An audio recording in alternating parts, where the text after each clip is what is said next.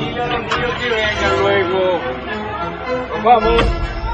Ya, pues apúrense, Nos vamos. Pati, apure la causa, pues. Ya, vamos.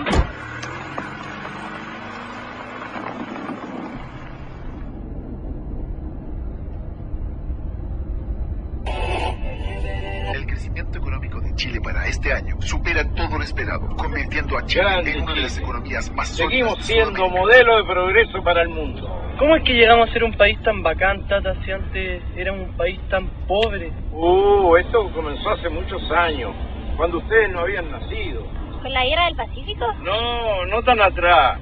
Comenzó en el año 1973. Ese es un periodo de nuestra historia que hasta ahora ha sido muy, pero muy mal contado. ¿Y tú te la sabes o no, Tata? Claro que sí, pues yo me la viví en cuerpo y alma, mijo. Entonces cuéntala, pues, Tata. Cuéntala, Bueno, ya. Mira, todo empezó en esos tiempos, en que el mundo estaba, fíjate, dividido entre capitalismo y comunismo. ¿Y qué es el capitalismo, Tata? Capitalismo, mira, es un basurero lleno de autos, casas, artículos eléctricos y comida. ¿Y el comunismo? Bueno, es lo mismo, el mismo basurero, pero sin nada. Causas. En 1970, el mundo se encontraba dividido entre dos ideologías políticas antagónicas e irreconciliables: la democracia y el comunismo marxista. Las dictaduras marxistas ya habían subyugado a la ex Unión Soviética, Alemania Oriental, China y Cuba, e intentaban extender sus dominios hasta América Latina. Ese año, el comunismo marxista vio la oportunidad de tomarse Chile fácilmente, accediendo al poder por la vía democrática del voto ciudadano, de la mano del líder de la Unidad Popular, el socialista Salvador Allende Gossen. Pero esta historia comenzó un poco antes, cuando en 1964 fue elegido presidente de Chile el demócrata cristiano Eduardo Frei Montalva, cuyo gobierno pavimentó el camino para la entronización del marxismo en el país. Al siguiente año, en la Universidad de Concepción, nacía el movimiento terrorista MIR. Las huestes comunistas, después que fueran proscritas y desarticuladas por el presidente Gabriel González Videla, habían logrado nuevamente reorganizarse. Mi teoría era muy clara y muy sencilla, y creo que es la única manera de defender la democracia en el mundo. Y es que la libertad que da la democracia no puede servir para ser destruida. Y usted, al darle cabida a un comunista y otorgarle los derechos y las libertades que tiene un demócrata, sencillamente usted lo que está es sentenciando a muerte la democracia, como lo ha demostrado el Partido Comunista en todo el mundo. Como en 1970, el candidato de la Unidad Popular, Salvador Allende Gossen, en su cuarta postulación a la presidencia de la República, no alcanzó la mayoría absoluta de votos que necesitaba para ser elegido. Y por el sistema político de la época, o la institucional de la época, fue ratificado por el Congreso, quien le puso una serie de condiciones para el famoso Estatuto de Garantías, que por supuesto el presidente Allende después pasó por encima. Entonces se lo dijo a Regis Debray, recordemos. Que no hemos olvidado jamás un principio fundamental del marxismo, la lucha de clases. Nosotros dijimos en la campaña electoral que nuestra lucha era para cambiar el régimen y el sistema, y que íbamos nosotros a conquistar el gobierno, para conquistar el poder, a hacer las transformaciones revolucionarias que Chile necesita. El mismo día que Allende fue ratificado como el nuevo presidente de Chile, cientos de personas abandonaron el país. En su primer mensaje del año 71 al Congreso Nacional, él fue muy explícito porque dijo: si el Congreso no acoge las reformas que nosotros estamos realizando, las reformas revolucionarias, puede desatarse en el país un clima de gran violencia. Estamos vigilantes. Sabemos perfectamente bien lo que la historia señala y no nos van a pillar de sorpresa. Además, ese enfrentamiento, antagonismo, tendrá ¿Cómo no va a haber si nosotros partimos del hecho esencial marxista de irse clase? Apenas asumido el mando, Allende reiteró su decisión de instaurar en Chile una economía socialista que contemplaba la expropiación por parte del Estado de todas las actividades vitales para el desarrollo económico y social del país. Ya en el mes de noviembre de 1970, miles de casas habían sido ocupadas por la fuerza y más de 1000 predios agrícolas corrieron la misma suerte en los meses siguientes. Al cuerpo de carabineros no se le permitía actuar contra los usurpadores. Los propietarios quedaron solos y desamparados frente al abuso y al desalojo del que eran víctimas. En las primeras semanas de su mandato, Allende indultó a un grupo de extremistas condenados por los tribunales de justicia por asalto, robo y asesinatos a policías durante el gobierno de Eduardo Frei Montalva. Allende los calificó como jóvenes idealistas. Uno de los indultados, más tarde, en junio de 1971, asesinaría en plena vía pública al ex vicepresidente de la República, el demócrata cristiano Edmundo Pérez Sujovic. El tipo se bajó con una ametralladora ya a punto de disparar, se puso al lado de papá y le disparó a escasos centímetros. A lo anterior, se agregó una errónea decisión económica. Allende incrementó bruscamente el gasto público, financiándolo por medio de una descontrolada sobreemisión monetaria del Banco Central, que en ese entonces se produjo una de las peores crisis económicas que tenga recuerdo Chile. Fue una época bastante difícil, porque junto con el directorio de la CIMET muchas veces fuimos al Ministerio del Interior a reclamar, ¿no es cierto?, para que nos dieran fuerza pública. Las tomas no eran solamente de la gente del interior, de la fábrica, normalmente eran tomas hechas por gente del exterior de las empresas. Y ahí se crearon los cordones industriales de Vicuña Maquena, de Cerrillo, con criterios políticos. Pero eso no implica que esas empresas vayan a ser autónomas y vayan a tener independencia para producir. No. Nosotros somos y seremos partidarios de una economía centralizada. Las empresas tendrán que desarrollar los planes de producción que fija el gobierno. Allende promovió la creación de fuerzas paramilitares clandestinas, alentando la vía armada, los saqueos, las tomas de terrenos y predios para llevar a cabo la reforma agraria. Hubo asesinatos en todo el país, estados de emergencia, cadenas obligatorias de información, culminando con la internación de armas clandestinas que provocó una total inseguridad ciudadana. Muchas veces él en distintos discursos, porque era un hombre que tenía mucha facilidad de palabra, hablaba en distintas ocasiones, iba a poblaciones, ahí manifestaba en largas peroratas manifestaba sus puntos de vista con mucha elocuencia. Dijo frases tales como si hay una revolución reaccionaria, armas tendrá el pueblo. Corrían tiempos complejos, difíciles de imaginar para las nuevas generaciones de chilenos. La ciudadanía debió soportar innumerables atropellos, privaciones y temores. Ningún propietario de tierras, empresa o comercio podía trabajar con la seguridad de que su propiedad no fuera expropiada por cualquier razón. Fui con mis 4 hijos, con mi guagua en los brazos y mis hijos al lado mío y les dije, así que ustedes me tienen amenazada de muerte, aquí están mis hijos y aquí estoy yo. Mátenme cuando ustedes quieran. Yo sufrí mucho ahí. El clima de enfrentamientos que vivía Chile llegó a su punto de ebullición el miércoles 1 de diciembre de 1971, coincidiendo con la visita de Fidel Castro. Chile se da a conocer en el mundo por la acción de sus mujeres. Ellas se levantaron contra el gobierno porque el gobierno las presionaba a no tenerle alimentos para sus hijos. Donde habían colas me ponía para lo que fuera. No teníamos pasta de dientes, no había jabón, no había con qué hacerse aseo, no había con qué lavar, no había nada.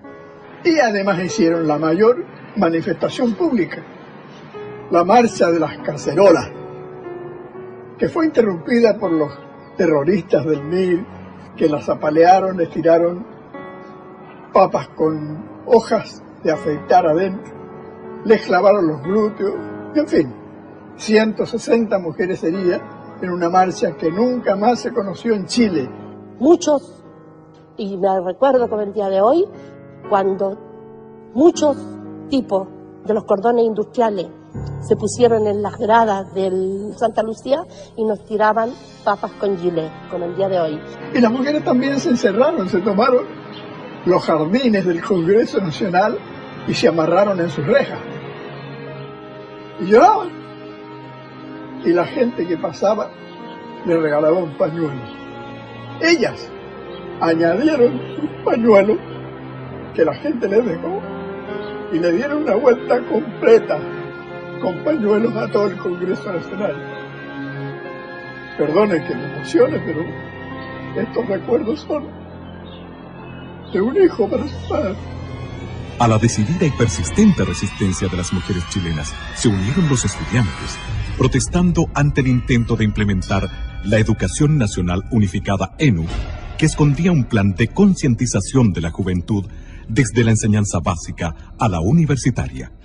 Miles de estudiantes salieron a las calles a defender sus derechos y fueron apaleados por grupos extremistas con el beneplácito del ministro de Educación de la época, el radical Aníbal Palma. La crisis alcanzó muy pronto a los medios de comunicación. Perseguían a nuestros medios. Hubo una clausura de radios que duró 60 días. Las radios en Chile fueron en ese tiempo determinantes para informar a la población de lo que significaba caer en el comunismo. En marzo de 1972, una nueva y grave ilegalidad estremeció al país. Desde un avión de la línea aérea cubana de aviación, fueron desembarcadas en el aeropuerto de Pudahuel una serie de misteriosas cajas. Estas ingresaron al país vulnerando el procedimiento de control del Servicio Nacional de Aduanas, por orden expresa del entonces director de investigaciones y del propio ministro del Interior, Hernán del Canto. Semanas después, se pudo constatar que lo que contenían las cajas era armamento, ingresado ilegalmente al país, destinado al grupo de amigos personales de Allende, GAP. Que las únicas armas las pueden tener las Fuerzas Armadas, y este era un grupo armado paramilitar. Como fue muy criticado el hecho de que tuviera una Guardia Armada personal, GAP, después hicieron un cambio y dijeron no, si en realidad no es una Guardia Armada personal, es un grupo de amigos personales, y a eso obedece la sigla GAP.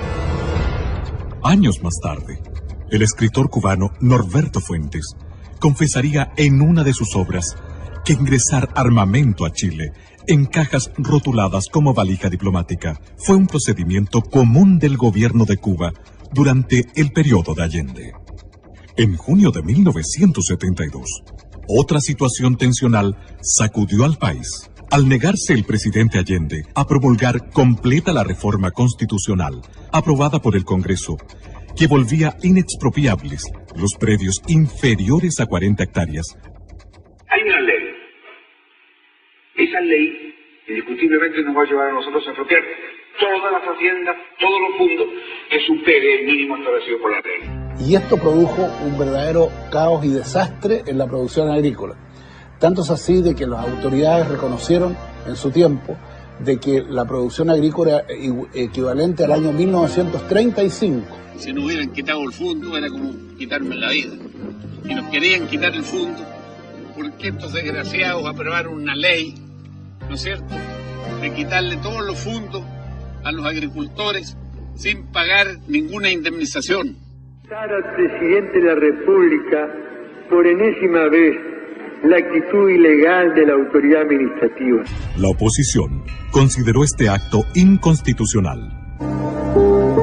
Las cosas no pueden seguir como están. La Contraloría General de la República le dio la razón. En medio de esta polémica, el Partido Nacional declaró que el presidente de la República, al no promulgar la reforma constitucional, estaba violando en forma deliberada y sistemática su promesa solemne de respetar y hacer cumplir la Constitución y las leyes. ¿Se imaginan ustedes cómo fue esto? en esos momentos en que había una efervescencia nacional, estuvimos a punto de una revolución. En el mes de octubre de 1972, en medio de una inflación galopante que superaba el 260% anual y ante la posibilidad de ser estatizados o ir a la quiebra, la agrupación de dueños de camiones inició un paro nacional. Querían seguir trabajando, había una persecución tremenda, si tú no eres comunista o socialista, preso, ¿ya? Y vino una sensación de inseguridad familiar primero, y después de todos los camioneros que son bravos para sus cosas. Comenzó a fallar la benzina. No le entregaban combustible a los camioneros, que éramos de una línea, ¿ya? Entonces, él formó el Mopare, que era una asociación de dueños de camiones, pero del lado contrario, ¿ya? El Mopare recibía todo, neumáticos, camiones, combustible, y a nosotros nos comenzaron a encerrarnos. Preocupado por la magnitud y los efectos de la protesta liderada por los camioneros, llamó a miembros de las Fuerzas Armadas a integrarse al gabinete, como una forma engañosa de establecer una solución y restaurar el orden. Me nombraron a mí como secretario general de ese entonces para tomar contacto con los interventores que eran de las Fuerzas Armadas, y en ese momento sonó el teléfono del Ministerio de Obras Públicas, donde estábamos, que queda frente a la bolera. Era el presidente de la República que habló con el ministro Miolillate y le preguntó: ¿sabe usted dónde podemos encontrar a Jorge Álvarez? Dígale a Jorge Álvarez, porque así hablaba, que venga inmediatamente aquí a la moneda. Entonces me dice: mire Álvarez, me dijo, soy un convencido que cada hombre tiene su precio. Decirme a mí esa weá. Y por lo tanto yo le voy a hacer un ofrecimiento a usted, con tal que me pare el paro. Que los camiones salgan mañana a trabajar. Y yo le hago depositar a usted en Nueva York, en una cuenta ultra secreta, $1 millón. Yo lo llevo mirando un rato. Si no está de acuerdo, 2 millones me dice. A los camioneros se agregaron luego todos los sectores productivos, paralizando por completo al país. Era obvio que íbamos por un muy mal camino, íbamos en dirección a una confrontación dentro de los chilenos, una guerra civil. Para el presidente Allende, esta crisis fue el verdadero anuncio de que la revolución marxista se le escapaba de las manos. En medio de la anarquía reinante, surgieron los comandos de extrema derecha como respuesta al desenfreno con que actuaban la Guardia de Amigos Personales de Allende Gap y las brigadas marxistas. Los enfrentamientos entre grupos antagónicos se sucedían sin previo aviso en los campos, en las carreteras y hasta en el centro de Santiago y otras ciudades. A fines del año 1972, la crisis económica y alimentaria en Chile se hizo insostenible. El gobierno de la Unidad Popular comenzó a preparar a la población para un plan de racionamiento de alimentos, combustibles y energía. La ola estaba creciendo y el desenlace, fuera cual fuere, tenía mal pronóstico. Las Fuerzas Armadas estaban inquietas ante el caos absolutamente visible y palpable, pero se mantenían observantes, fieles a la Constitución, sin intervenir pese al clamor popular que les imponía abruptamente hacer algo. La manera más gráfica y clara de saber lo que ocurría al interior de ellas se devela en alguno de los párrafos de un extenso memorándum confidencial del Ejército emitido en 1973 que decía: se ha perdido el respeto por la vida humana, se mata sin temor ni escrúpulo. La propiedad privada tampoco es respetada. El gobierno no da sintonías de desear poner un fin drástico al extremismo en todas sus organizaciones. Las Fuerzas Armadas se sienten íntimamente engañadas y frustradas al constatar que grupos extremistas adversos que no vacilan en atacarlas y socavarlas actúan con el beneplácito de miembros del partido de gobierno. Se ha pasado a una nueva etapa de enfrentamiento en el que las Fuerzas Armadas han sido agredidas y penetradas. Se estima que la guerra no convencional ya ha comenzado. El 21 de mayo de 1973, al hablar en el Estadio Nacional ante sus enfervorizados seguidores, Allende afirmaba que, utilizando primero la ley, haré uso luego de la violencia revolucionaria si fuera necesario.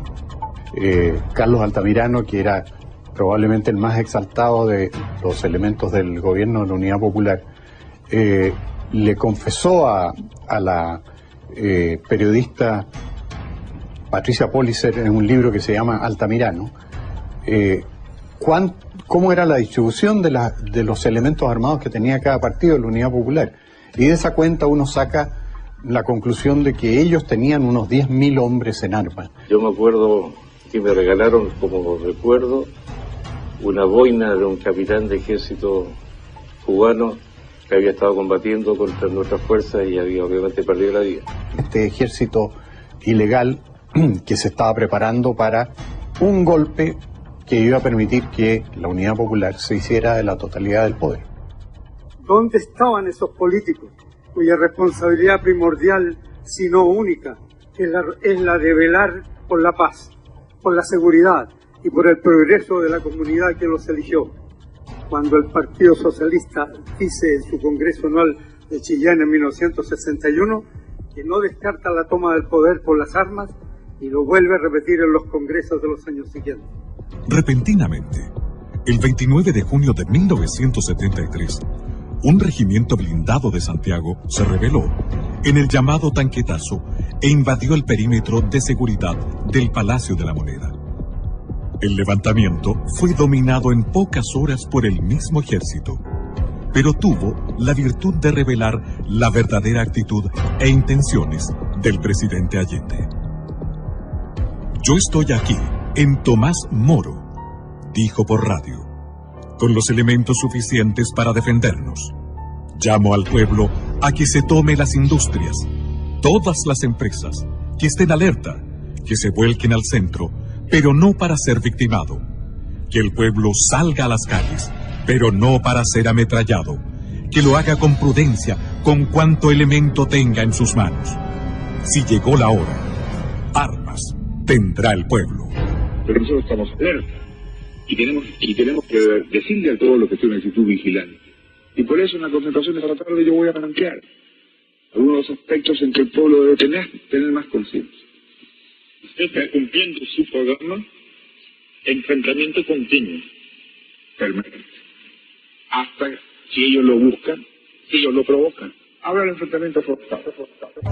El viernes 6 de julio de 1973, el expresidente de Chile, Eduardo Frei Montalva, que fuera señalado por Pablo Neruda como el general civil del 11 de septiembre, reunido con los representantes de la Sociedad de Fomento Fabril, puso el dedo en la llaga al manifestar: el país está desintegrándose y si no se adoptan urgentes medidas rectificatorias, fatalmente se caerá en una cruenta dictadura marxista a la cubana.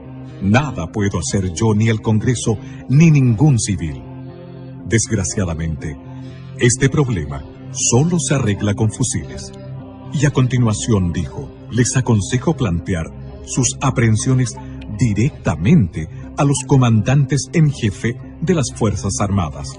Ojalá hoy mismo.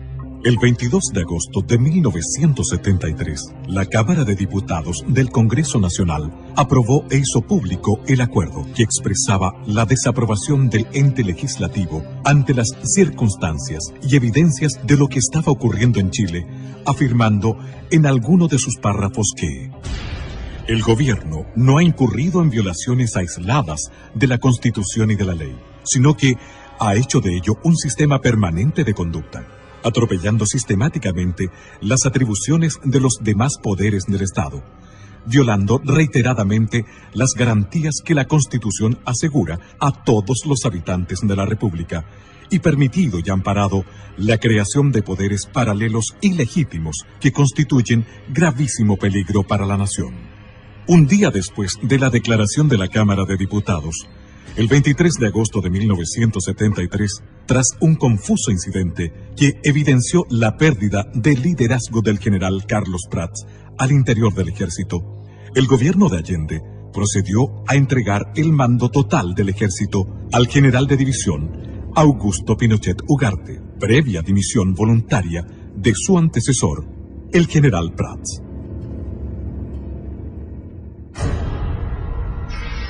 Pronunciamiento militar y estado del país al recibirse. Al asumir el general Augusto Pinochet Ugarte como comandante en jefe del ejército, las piezas claves del porvenir de Chile se ubicaron en el lugar justo, en el momento preciso. Por esos días, la muerte del joven subteniente del ejército Héctor Lacrampet, asesinado a balazos por un comando extremista, dirigido por el mexicano Jorge Albino Sosa Gil, junto a los furibundos llamados del socialista Carlos Altamirano a defender la revolución en las calles y al inminente riesgo de un autogolpe por parte del gobierno de Allende, determinaron la trascendental decisión al interior de las Fuerzas Armadas. Los oficiales, suboficiales, clase y soldados no tienen la obligación de prestarle obediencia. El 7 de septiembre de 1973, el almirante José Toribio Merino hizo llegar a manos de los generales Lee y Pinochet un mensaje claro y decisivo de su puño y letra. En él se señalaba el día y la hora en que las Fuerzas Armadas entrarían en acción. Los generales en jefe firmaron el documento comprometiéndose con la liberación de Chile. El día 10 de septiembre, a las 16 horas, zarpaba desde Valparaíso la Escuadra Nacional para integrarse a las maniobras navales internacionales UNITAS.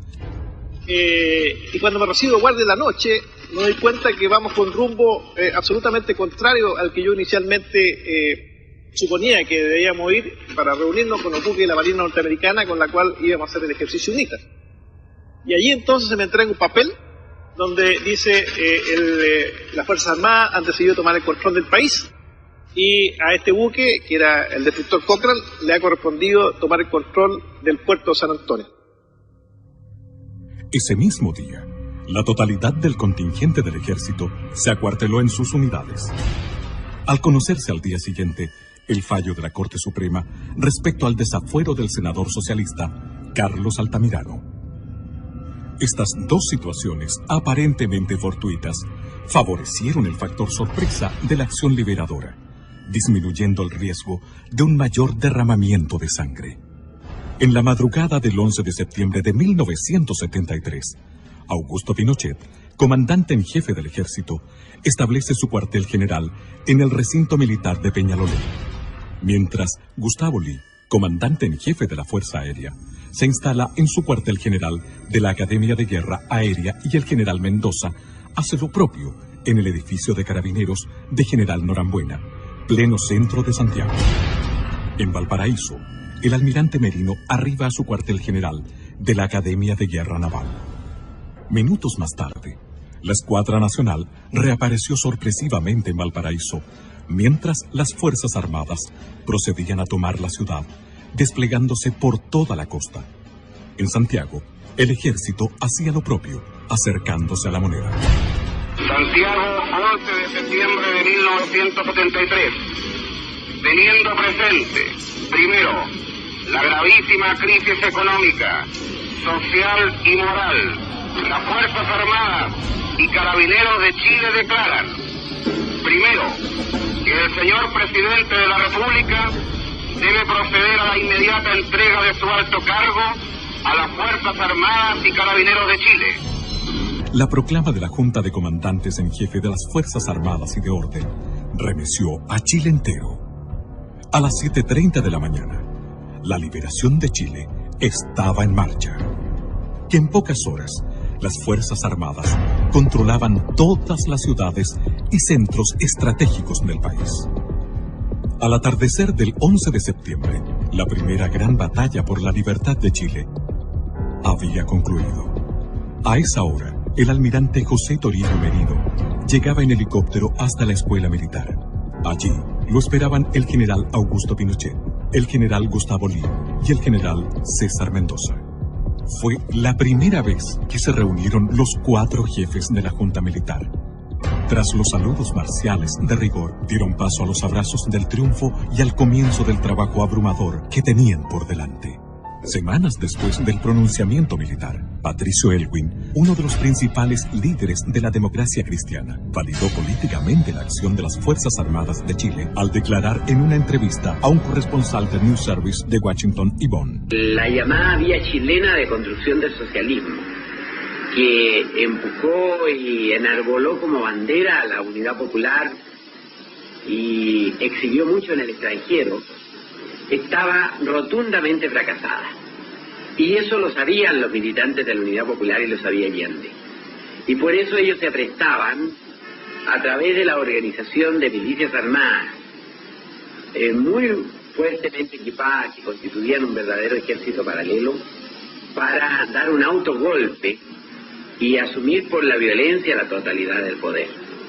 En estas circunstancias, pensamos que la acción de las Fuerzas Armadas simplemente se anticipó a ese riesgo para salvar al país de caer en una guerra civil o en una tiranía completa. ¿Para qué queremos un nuevo gobierno?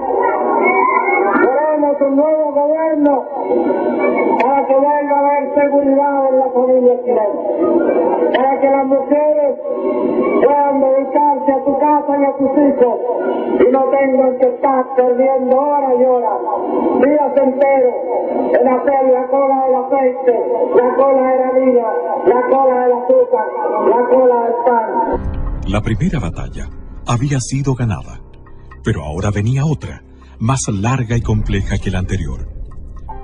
Y bajó mi general en manga de camisa, con manga corta, en manga de camisa, y se sentó ahí y dijo, bueno, pues amigos, ustedes saben por qué están aquí. No, nosotros no teníamos muy clara la situación. Dijo, porque vamos a formar un comité asesor, porque me tienen que ayudar, pues amigos. Recibían un país absolutamente quebrado, desde el punto de vista económico, social, de todo punto de vista, y especialmente esa confrontación que había entre los chilenos era muy profunda. Así lo estimaba también el expresidente demócrata cristiano, don Eduardo Frei Montalva. Vengo a este sitio para, junto con todas las iglesias de Chile, orar por la paz y la reconstrucción de nuestra patria. Señor general, juráis, por Dios, por la patria y la justicia, cumplir y hacer cumplir los postulados del acta de constitución de la Junta, con toda la energía que vuestro amor por Chile y con todos los medios a vuestro alcance, cualquiera que sea el sacrificio que ellos os demanden? Sí, lo juro. Sí, lo juro. Sí, juro. Sí, juro. Ese mismo día se comunicó a las representaciones diplomáticas acreditadas en el país que la Junta Militar había asumido el mando supremo de la nación y que se rompía relaciones con Cuba y con Rusia. El expresidente Eduardo Frei Montalva declaraba al diario madrileño ABC: el marxismo, con conocimiento y aprobación de Salvador Allende, y acaso por instigación de Allende, había introducido en Chile innumerables arsenales que se guardaban en viviendas, oficinas, fábricas, almacenes. Los militares han salvado a Chile y a todos nosotros. Ese mismo día, 11 de octubre de 1973, Al término del primer mes del pronunciamiento militar, el general Pinochet dio lectura a un informe sobre la situación sociopolítica del país, en el que advirtió que la tarea que estaban comenzando exigiría de grandes esfuerzos y largo tiempo. El país vive en estos momentos una de las etapas más difíciles de su historia. Ella es el fruto de una pesada herencia que recibimos. Las palabras del general Pinochet, refiriéndose a que no había plazos ni fechas claras acerca del término de su misión al mando de Chile, no fueron bien recibidas por la clase política chilena, en especial por los partidos de centro que esperaban ser beneficiados con una entrega inmediata del poder por parte de las Fuerzas Armadas. Hasta el mes de julio de 1974, Chile fue conducido por un poder ejecutivo colegiado, en el cual compartían responsabilidades los 4 miembros de la Junta. En esta fecha, mediante el decreto ley 806, el general Pinochet recibió el título de presidente de la República. En tanto, la Junta quedó investida de poderes constituyentes y legislativos. Leyes. El poder legislativo, encabezado por el almirante José Toribio Merino, en 17 años de las Fuerzas Armadas y Carabineros de Chile, tuvo el promedio de aprobar una ley cada 3 días. En 17 años de gobierno de las Fuerzas Armadas y Carabineros, se promulgaron 4.652 leyes. En 21 años de gobiernos políticos, se han promulgado 1.556 leyes.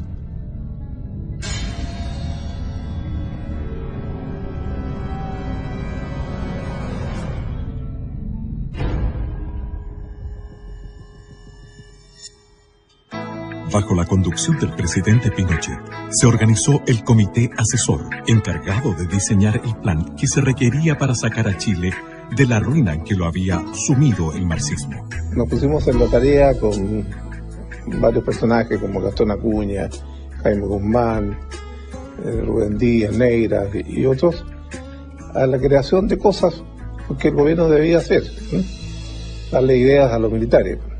Si bien los militares no tenían una concepción de detalles sobre el manejo económico del país, contaban con la suficiente inspiración para delinear y aplicar un modelo innovador de desarrollo y con los conocimientos de una serie de destacados oficiales jóvenes que habían hecho estudios y obtenido títulos universitarios en economía en paralelo a su carrera militar. Estudiaba yo en la universidad, en la Escuela de Economía, cuando un día, estando en la Academia de Guerra, su director de la Academia de Guerra era precisamente el comandante don Augusto Pinochet Ugarte.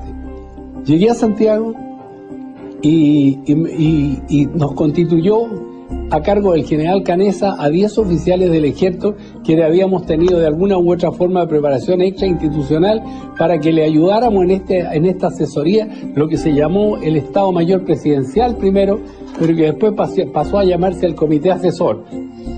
Que después de algunos pocos 2 o 3 años se transformó en el Ministerio Secretaría General de la Presidencia. No teníamos ni dónde almorzar, ¿se acuerdan? Y nos dan un rancho como la Carabino. ¿Qué íbamos a alegar? Así nació esta cuestión, de a poquito, de a poquito, de a poquito. Así, asesorado por su propio staff y por la pericia de un grupo de jóvenes y brillantes economistas, egresados de la Universidad Católica de Chile, con postgrado en la Universidad de Chicago, y del propio Milton Friedman, el presidente Pinochet asumió este desafío, firmemente convencido de que era el único modo posible de levantar al país en corto tiempo. El 14 de septiembre de 1973 se integró a este equipo el economista Sergio de Castro, asesor del ministro de Economía Fernando Lenis y uno de los redactores del célebre documento denominado El Ladrillo, que más adelante se convertiría en el líder de los economistas liberales que diseñaron y dieron vida al milagro chileno. Los militares ordenaron todo este asunto del país. Estoy escuchando su conversación y sabe que lo más importante es que una vez que los militares ingresaron al gobierno, automáticamente el marxismo se terminó. Y la guerra también. Ojalá hubiese sido así, porque a partir del 11 de septiembre del 73 se renovó con mayor fuerza la guerra irregular. Tata, ¿qué es la guerra irregular? ¿No son tan guerras? Mira, son guerras no como las tradicionales, es cuando no se ve el enemigo de cara. Eso es terrorismo, es lo que pasa con las FARC, con los talibanes. Chuta, ¿y eso pasó aquí en Chile, Tata? Sí, y muchas cosas más, porque a partir del 11 de septiembre del 73 vinieron muchos problemas, pero hay muchos que lo niegan. ¿Sabes, Tata? No entiendo nada. No te preocupes, yo te voy a explicar. La guerra irregular, atentado al presidente y Carrizal Bajo. Durante el gobierno de Allende, el senador comunista Volodia Teitelboy comentó públicamente que morirían entre 500.000 a 1.000.000 de chilenos al estallar la guerra civil. Yo recuerdo el mismo 11 de septiembre, por el puesto en que a mí me tocó ir a servir, cuando trajeron el armamento recuperado de la casa del presidente de la República, de Tomás Moro, y aparecieron los fusiles AK-47, los famosos Kalashnikov, este fusil tan en esos años propio del Pacto de Varsovia, o sea, toda la gente de la órbita soviética. Si esta guerra civil nunca llegó a cumplir su sangriento objetivo, fue gracias al trabajo de los servicios de seguridad e inteligencia de las Fuerzas Armadas y de Orden, las que debieron enfrentar un largo estado de guerra irregular que costó la vida a varios de sus miembros. Evidentemente que existía una guerra no regular, una guerra no declarada, pero existía. Nosotros los carabineros sufrimos muchas bajas, nos mataron mucha gente. Todo ese impacto nos llevó a concluir de que habían estas bandas organizadas con mucho poder y hubo que organizar servicios de seguridad que lucharon intensamente contra esa gente y no como se dice actualmente se luchó contra los opositores del gobierno militar, ¿no? Por consecuencia, esto los obligaría a aceptar que el calificativo recurrente de asesinos en realidad se lo merecen quienes armaron a jóvenes inexpertos para enfrentarse al ejército institucional y no los miembros de este, que por obligación profesional debieron reprimir a un ejército irregular. Hoy puedo afirmar que por suerte no obtuvimos la victoria, porque de haber sido así, teniendo en cuenta nuestra formación y el grado de dependencia con Cuba, hubiéramos ahogado el continente en una barbarie generalizada.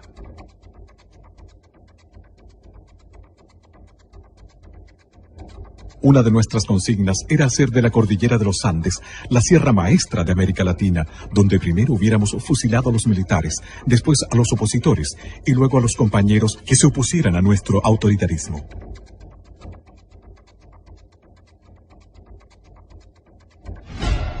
Este estado de guerra irregular solo fue evidente para la ciudadanía a través de algunos hitos que trascendieron hacia la opinión pública, como los secuestros y asesinatos de relevantes personajes del quehacer nacional. El decomiso de los arsenales clandestinos de Carrizal Bajo y el intento de magnicidio contra el presidente de la República. Todo esto se prepara a fines del 83. Ahí comienza a armarse, junto con la creación formal del Manuel Rodríguez, del movimiento Manuel Rodríguez. Esta era una cooperación revolucionaria de Fidel Castro al Partido Comunista. O sea, aquí el Partido Comunista en el año 86 era sí o sí. El régimen militar tenía que terminar, a como diera lugar. Pese a que la Constitución de 1980 dejaba establecidos los plazos para transferir el poder a quienes el pueblo eligiera en los procesos electorales de 1988 y 1989, como efectivamente sucedió, el 14 de diciembre de 1983, surgió la organización autodenominada Frente Patriótico Manuel Rodríguez. ¿Estas armas de dónde venían? Estas armas eran armamento del ejército de Estados Unidos abandonado en Vietnam. Y eso pudo determinarlo un peritaje del FBI, Estas armas fueron llevadas a Cuba, fueron entregadas a Cuba. Y Cuba lo reconoce en más de alguna publicación que se han hecho. En barcos pesqueros de alta mar, los trajeron a las costas chilenas. Sabemos aproximadamente por la cabida que tenían las dos goletas, que ingresaron alrededor de 70 a 80 toneladas y se lograron pesquisar entre 55 a 60 toneladas. El resto o está en la zona o está repartido. Por lo que se ha escuchado, dice que esas armas están en algún lugar y bien guardadas y bien mantenidas. Esta fue una larga investigación, hubo más de 60, 70 procesados, detenidos, fueron condenados, y los más importantes de estos se fugaron en una gran fuga de febrero o enero del año 90. Y los otros, los otros están amnistiados, indultados, desde luego ninguno en Chile. Ahora, ¿qué iban a hacer con 4.000, 5.000 M-16? ¿Tenían 4.000, 5.000 combatientes? Había mucho combatiente preparado. Mucho combatiente preparado en Cuba, en Angola, en Nicaragua. Habían oficiales que sí prepararon esto. El propio atentado al general Pinochet no le quepa la menor duda que fue preparado por oficiales de Estado Mayor cubanos. El cohete Low para un tanque. El cohete Low genera de 2.000 a 3.000 grados Celsius. Era para que no hubiese salido nadie vivo. ¿Por qué? Porque la carretera era de 2 pistas, una ida y una de vuelta. Cerraron una pista con un vehículo, con una casa rodante. Al otro lado había una quebrada de 200 metros, había un pequeño murallón de 20 metros al otro lado, y por el camino hacia el oriente lo cerraron con una camioneta Loop con 6 hombres, con Low y con M16. Eran alrededor de 21 o 22 hombres. A uno de los vehículos adelantados los carbonizan con un Low. Los matan a los 4 que han convertido en carbón. Miguel Pinochet iba en un Mercedes-Benz. Iban 2. Ellos no sabían en cuál de los 2 iban, pero eran autos blindados. Y les dispararon por todos lados. Le tiraban granadas. Los autos saltaban. La reconstrucción de escena estaba clarísimo. Pero los autos resistieron absolutamente. Y cuando llega el momento en que uno le dispara un Low, esos que paran un tanque, ahí yo creo absolutamente en los milagros, pero en este caso es un milagro científico, que el Low, para prepararse, entonces para explosar, requiere de un mínimo de distancia, requiere a lo menos 25 a 30 metros para prepararse, porque si no, muere el tirador. Bueno, aquí este hombre se acercó para asegurar el blanco y disparó a 10 metros. Y el Low no estalló. Este vil atentado costó la vida a 5 integrantes de la escolta presidencial y dejó inválidos a otros 12. Sin embargo, una vez más, la divina providencia, junto al coraje y la rápida reacción de los escoltas, no permitieron que se concretara el magnicidio, y el presidente Augusto Pinochet y su nieto de 11 años, Rodrigo García, que le acompañaba en esa oportunidad, resultaron ilesos. Y al último momento, yo no sé por qué le grité todavía por un vidrio, por una ventana: sube al niño en el auto tuyo. No iba a ir, el niño iba a ir con el médico. Y yo no sé, porque si no, Augusto se habría bajado. Si no va con el niño, se baja y lo matan, por supuesto. Pero Rodrigo tenía mucha pena porque había visto morir a los escoltas. Él al principio lo veía como que fuera una cosa irreal, como de televisión. Así lo veía él al principio. Después se dio cuenta que era real. Yo le dije: mira, hijo, tienes 2 opciones. O esto te amarga la vida, o simplemente lo tomas como una prueba que Dios te da y maduras y lo tomas positivamente o negativo. Es tu elección. Al hacerse público este cruel atentado en contra del primer mandatario de la República, la ciudad de Santiago se volcó a las calles en una marcha que congregó sobre 700.000 personas que desfilaron durante 8 horas frente a su presidente. Destacando las escarapelas del partido Avanzada Nacional, bastión nacionalista que llegó a tener 122.000 militantes.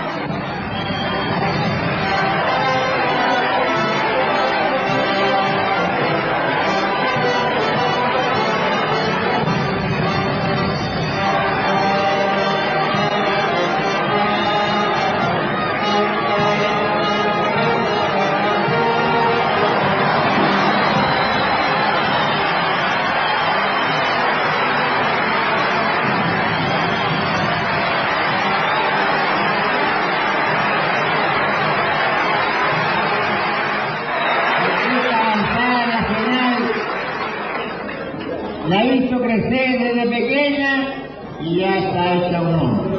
Pero debemos darle la energía suficiente para que sea el primero de los partidos políticos. Surgió precisamente Avanzada Nacional, como he dicho, el 21 de mayo de 1987, con el propósito de contribuir a la tarea histórica de la reconstrucción nacional. Reconstrucción nacional que inició, o que se inició, con el pronunciamiento militar del 11 de septiembre de 1973. Después de sufrir el más vil atentado que me ha permitido seguir viviendo para luchar por la libertad de nuestra patria, reitero que, mientras él me lo permita, emplearé todas mis energías al servicio de esta tierra que tanto. Qué heavy, tata. Mansa historia que no conocíamos. Creo que yo no me sabía la historia completa. Es natural que así sea, porque se ha dicho pocas verdades y muchas mentiras durante largo tiempo. La Concertación se ha empecinado en escribir la historia de Chile solo con fragmentos de verdad. Los logros. El legado del presidente Augusto Pinochet a Chile. El presidente Augusto Pinochet asumió el gigantesco desafío de reconstruir a Chile no solo en el aspecto económico, sino como nación y Estado. Este ideario quedó plenamente expresado en los documentos Declaración de Principios del 11 de marzo de 1974 y en el Objetivo Nacional del 23 de diciembre de 1975, que sirvieron luego de base para reformular la Carta Fundamental y Constitución de la República, sometida a plebiscito el año 1980. Por razones obvias, el mayor esfuerzo inicial fue puesto en la recuperación económica. Y si hay un logro indesmentible, aceptado tanto por adherentes y adversarios del gobierno de las Fuerzas Armadas y de Orden, es que este recibió un Chile en ruinas y entregó un país en orden y progreso. Cuando en el resto del mundo, en prácticamente todo el mundo, existía una política muy estatista, muy socialista, en que era absolutamente distinta de esta economía. En el mismo Chile, la economía estaba absolutamente fijada y manejada, estaban fijadas las tasas de interés, estaban fijados 3.500 precios, sencillamente estaba desconocida prácticamente la propiedad privada.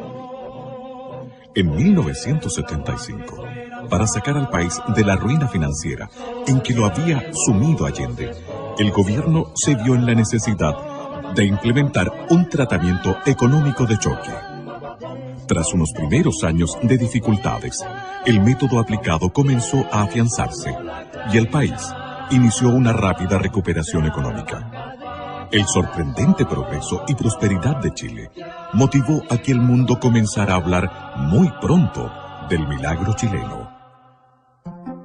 Años más tarde, en 1985, en medio de la primera gran crisis que estremeció conjuntamente a todas las economías del planeta, el gobierno llamó a integrar el gabinete a Hernán Vigil.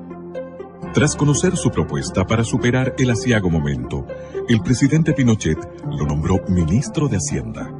Bajo su gestión, se retornó a los principios liberales implementados con éxito por los Chicago Boys. Se controló la crisis y se inició el notable crecimiento económico que llevó a Chile a duplicar su PGB en los siguientes 10 años. En Chile y en el mundo se habló entonces del segundo milagro chileno. Posteriormente, entre los años 1985 y 1990, y dado su exitoso resultado, el sistema financiero aplicado en Chile fue adoptado por los gobiernos de Estados Unidos e Inglaterra y, paradójicamente, tras la caída del comunismo, por la mayoría de los gobiernos socialdemócratas. Que los logros del gobierno militar son muy grandes, que se han tratado de minimizar por el mundo político hoy día, pero hay que visualizarlo en todo su contexto. Fíjese que él nunca hacía mención de las cosas que había hecho. No se vanagloriaba de nada. Siempre pensaba que tenía que completar otras metas, que no todo estaba terminado. Yo creo que el tema de las obras de mi papá, no creo que nadie debe mencionar nada, es simplemente la historia. Hoy Chile es lo que es gracias a él. Justamente en la parte educacional, que hoy está tan de moda, era uno de los puntos que él siempre quiso completar. Consciente de la urgente necesidad de dotar a Chile de un sistema descentralizador que potenciara los recursos humanos, materiales y productivos de cada lugar geográfico del país, el gobierno dictó uno de los decretos más significativos para el desarrollo de Chile, el Decreto Ley número 575, que instauró la visionaria división política y administrativa del país, conocida como la regionalización. Y todos integramos a hacer lo que estamos haciendo. Si todos tenemos un objetivo que es levantar a la nación. No se trata de levantar una parte, se trata de levantar todo el país. Me dijo, yo quiero, así con la voz que tenía, yo quiero un organismo de colaboración al más alto nivel y en todas las direcciones. ¿Está claro? Sí, mi general. Bien, a trabajar. Esta nueva división política y administrativa de Chile fue un paso gigantesco en pos de la integración del país, que hasta la fecha aparecía extremadamente dependiente del gobierno central. Tras la regionalización, con notable visión geopolítica, el presidente Pinochet hizo realidad la construcción de la carretera austral, la ruta más hermosa de nuestro país, integrando a Chile, el extremo sur y a sus habitantes. Era el país a un porcentaje importante del país que estaba totalmente aislado. Y el regimiento Araucano Osorno inició el camino, la carretera austral, desde el lago Yelcho hacia el sur.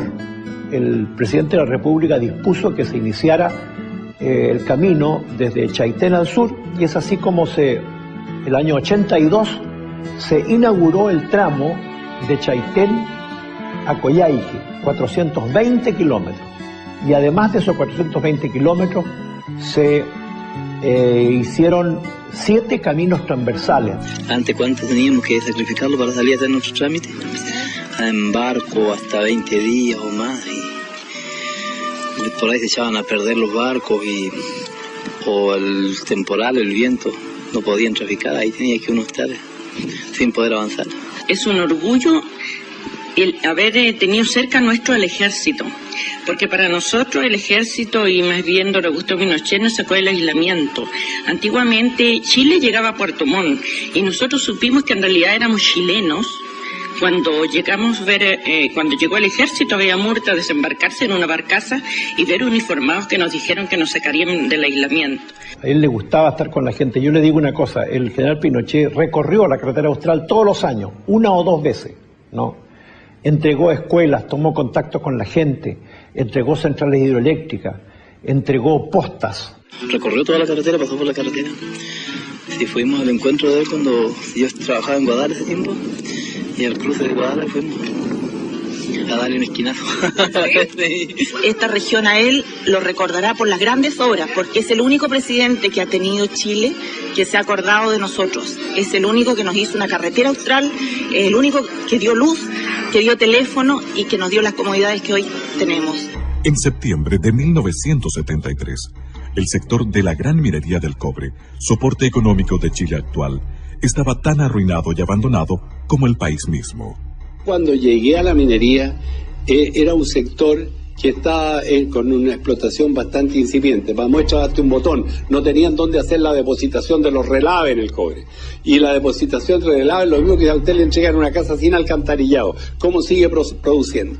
Esa sola cosa obligó a hacer una serie de asuntos que sería imposible explicarle en 2 minutos, pero que significó un trabajo bárbaro. Durante el gobierno de don Eduardo Frei Montalva, se decidió que las compañías estadounidenses debían entregar al Estado el 51% del negocio, conservando ellas el 49% y también su administración, ya que en Chile no había conocimientos ni especialistas para administrar exitosamente este sector. En 1971, el gobierno de Allende expropió y nacionalizó la totalidad de las empresas mineras administradas por empresas extranjeras, acción que contó con el respaldo unánime del Congreso Pleno. La producción en cero, porque la producción, como había sido no una expropiación, sino que había sido una apropiación del capital norteamericano, los norteamericanos reaccionaron con la justicia y nos embargaron todas las cargas de cobre. Entonces lo que usted salía para afuera quedaba embargado en los puertos que llegaba. Por lo tanto, la entrada era cero. El presidente Pinochet concibió a las empresas que conformaban la gran minería del cobre como una entidad unitaria regida por una política general global, con objeto de maximizar la eficiencia y aprovechar la economía a escala. Así fue que en 1976, el Decreto Ley 1350 creó Codelco Chile. Para hacerse cargo de esta magna tarea, el presidente nominó al general Orlando Urbina Herrera, a quien sucedió más tarde el coronel Daniel Gastón Fres, como presidente ejecutivo. A fines de los años 70, Chile comenzó a despegar. La economía y el sector productivo daban claras señales de crecimiento y reactivación.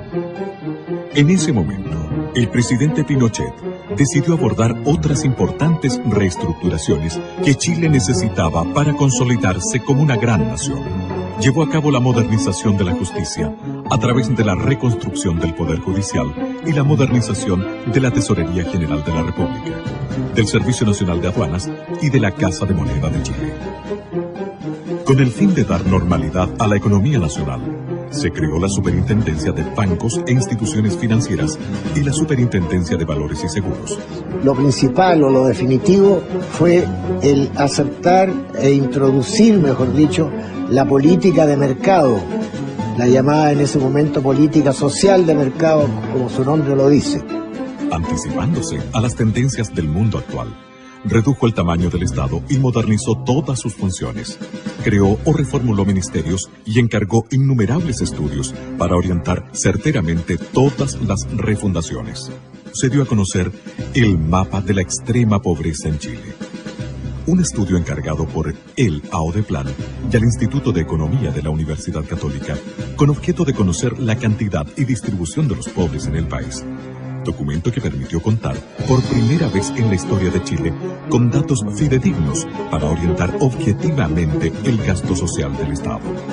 Con su característica visión de futuro, el presidente Pinochet dispuso la creación de la Comisión Nacional de Energía, una repartición de gobierno con facultades ministeriales que en la actualidad ha tomado enorme importancia en cuanto a normar e impulsar el vital desarrollo energético de Chile.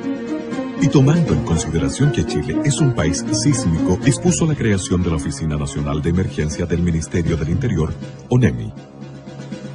Creó la Academia Nacional de Estudios Políticos y Estratégicos, ANEP, destinada a preparar a los altos mandos de la nación. Impulsó el fortalecimiento de la agricultura.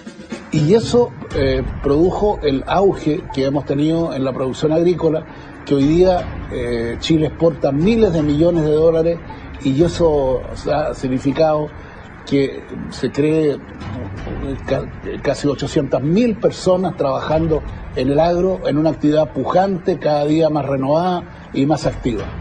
Junto a lo anterior, se introdujeron variados avances tecnológicos orientados a aumentar el rendimiento por hectáreas cultivadas y mejorar la calidad de los productos, entre otros, el sistema de regadío gota a gota. Se sacó una ley, que es la ley de fomento a obras de riego, en que se incentivaba al privado a invertir en obras de riego. Preocupado por las necesidades de los trabajadores, se puso en vigencia la aplicación de un plan laboral basado en la promulgación de un nuevo Código del Trabajo. Habían una serie de rigideces en la legislación del trabajo que atentaba precisamente contra la contratación de los trabajadores.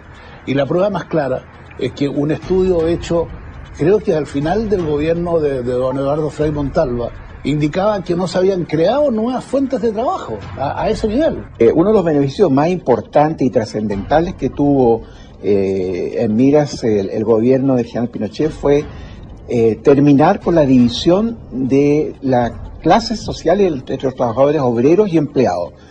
El obrero, que era el hombre que trabajaba con el pico y la pala, y el trabajador, que era el trabajador de cuello y corbata, estaban divididos en un modo casi infranqueable, y siempre había mucha división respecto de las relaciones que tenían que tener entre ambos.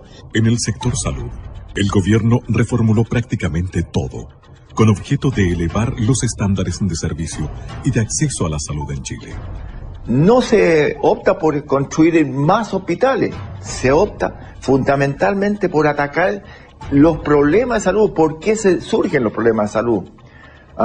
Vamos a atender a la madre, vamos a evitar la desnutrición, vamos a buscar llegar al máximo de la ciudadanía, postas a lo largo de todo el país, de modo que efectivamente la gente, desde el comienzo del nacimiento del niño, estuviera bien alimentado. Se crean programas de alimentación en los colegios. Para mejorar el servicio a las personas, reemplazó el Servicio Nacional de Salud y el Servicio Médico Nacional de Empleados por el Fondo Nacional de Salud, FONASA.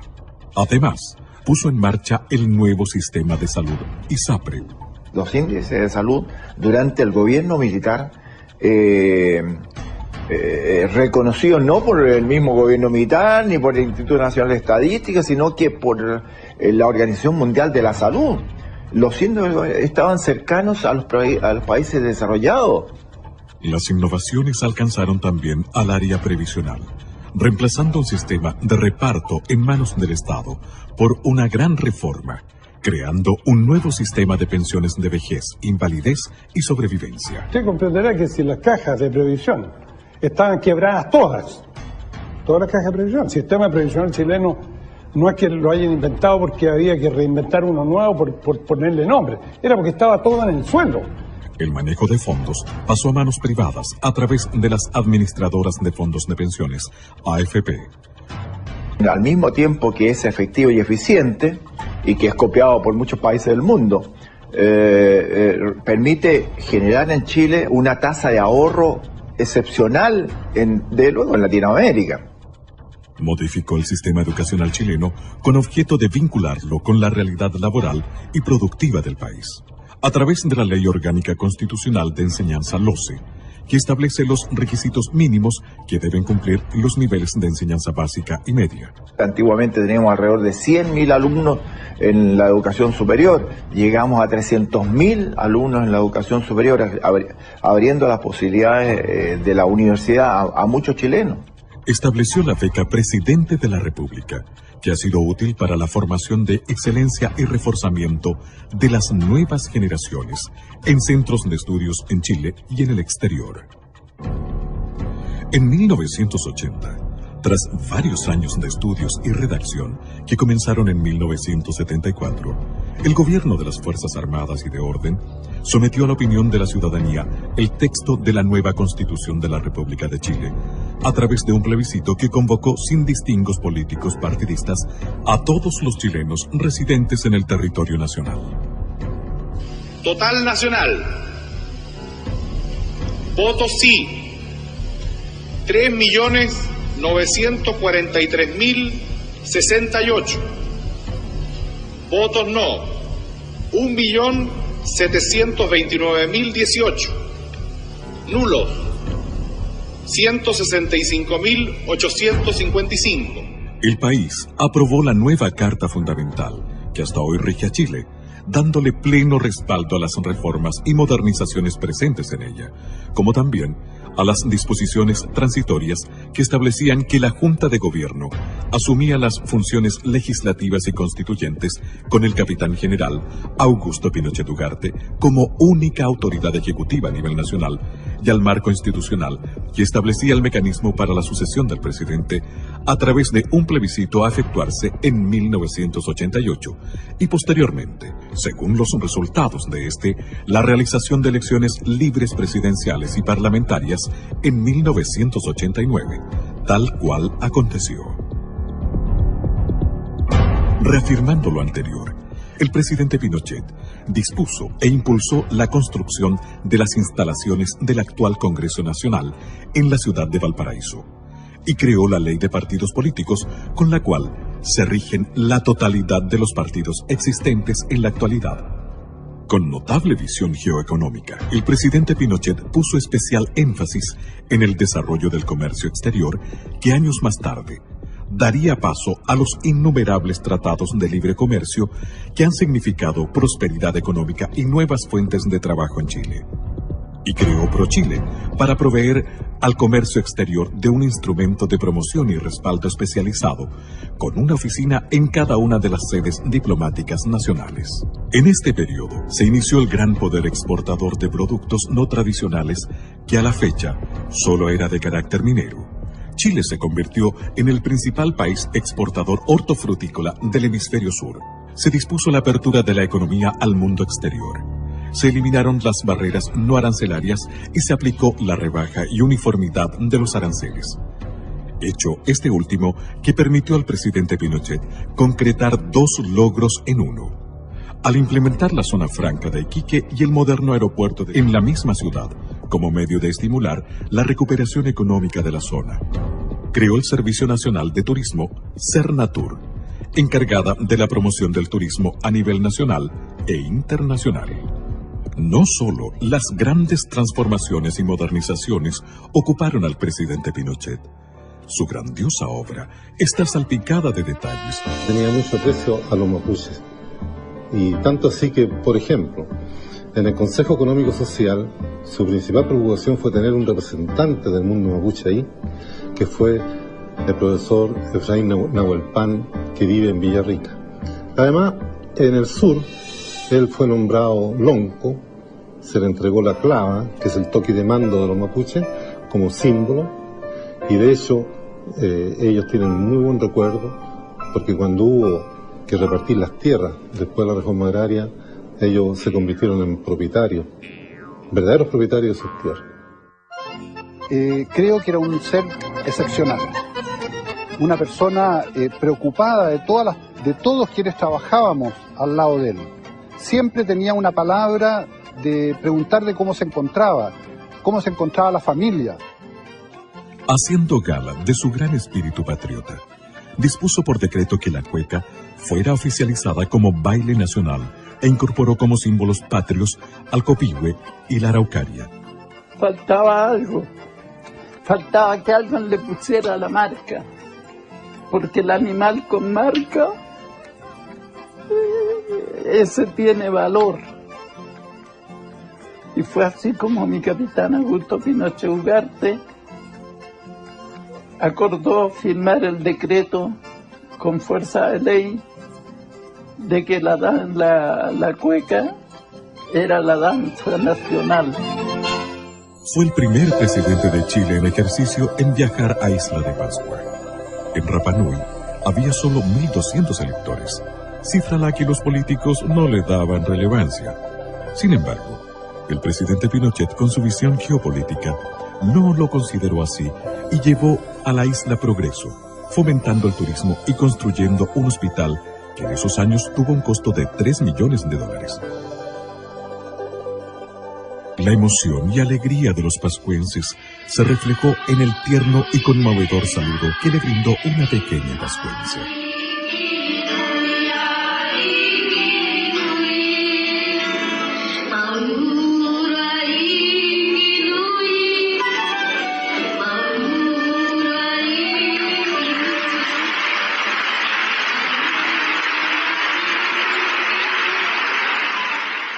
Es dable destacar que durante el gobierno del presidente Pinochet, en Chile se realizó la mayor cantidad de obras públicas y sociales que se haya gestado antes en el país.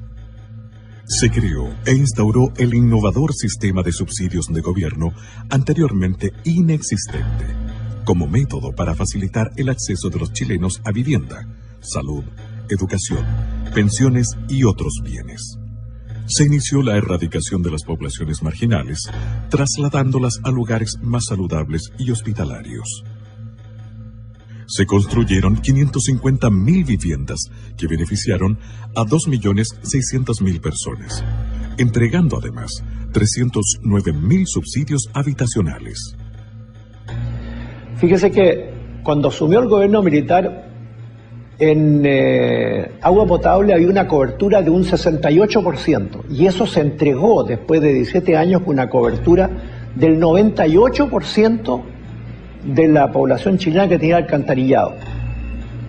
De agua potable, perdón. Y alcantarillado había recién un 35% de cobertura cuando asumió el gobierno militar, y se entregó con un 75%. Dispuso la construcción del embalse El Toro, las centrales hidroeléctricas de Colbún Machicura, e inauguró 2.875 plantas eléctricas, potenciando el desarrollo del país y mejorando los estándares de vida de cientos de pueblos y ciudades que tuvieron acceso a la electricidad. Bajo su presidencia se construyeron 2.155 kilómetros de caminos y 450 nuevos puentes. No conozco ninguno de los puentes que se hicieron durante nuestro gobierno que se hayan caído por algún problema, como también han sucedido últimamente. Impulsó, construyó y puso en marcha el Metro de Santiago, con 36 estaciones y 50 trenes. Creó la DIGEDER, hoy Chile Deportes, como un ente necesario para normar y estimular el deporte en todo Chile. Con cálida dedicación, apoyó a la primera dama, señora Lucía Iriart de Pinochet, en la exitosa creación del voluntariado femenino, cuya obra se mantiene vigente en todo el país para beneficio de los más débiles y desvalidos, y que ha contribuido a la valoración de las mujeres como importantes artífices en el desarrollo social, político y administrativo del país. En 1974, cumplió el compromiso que hicieran a la Virgen del Carmen los padres de la patria, el que por más de un siglo y medio estuvo pendiente, levantando en su honor el templo votivo de Maipú, en el sitio donde libró la batalla decisiva por la independencia de Chile. Yo creo que el gobierno militar sentó las bases para que se construyera un Chile moderno. Y yo creo que eso es lo más importante del gobierno militar. Además, durante este periodo, el gobierno chileno evitó dos conflictos bélicos internacionales, una guerra con Perú y una guerra inminentemente con Argentina, sin ceder jamás ni un centímetro de territorio. Yo conociendo esto, sabiendo que venía un periodo crítico, reuní a las autoridades de Punta Arenas, y ahí me acuerdo bien claro que le dije que la guerra era lamentablemente inminente. Nosotros tuvimos, si mal no recuerdo, 3 o 4 meses en los canales del sur, con toda la inclemencia del tiempo, preparados para lo peor. Recuerdo perfectamente que el comandante del buque formó la dotación y fue con arenga. O sea, nosotros definitivamente zarpamos al combate. Era un buque, para ponerlo en palabras simples, un buque señuelo de misiles. O sea, era el buque que de alguna forma iba a atraer a los misiles de la escuadra enemiga, con la cual nos íbamos a encontrar a las 7 de la mañana. Así que, la verdad, las posibilidades de sobrevivencia de ese buque eran bastante escasas. Sin embargo, cada uno cumplió exactamente con su deber y cada uno estaba en su puesto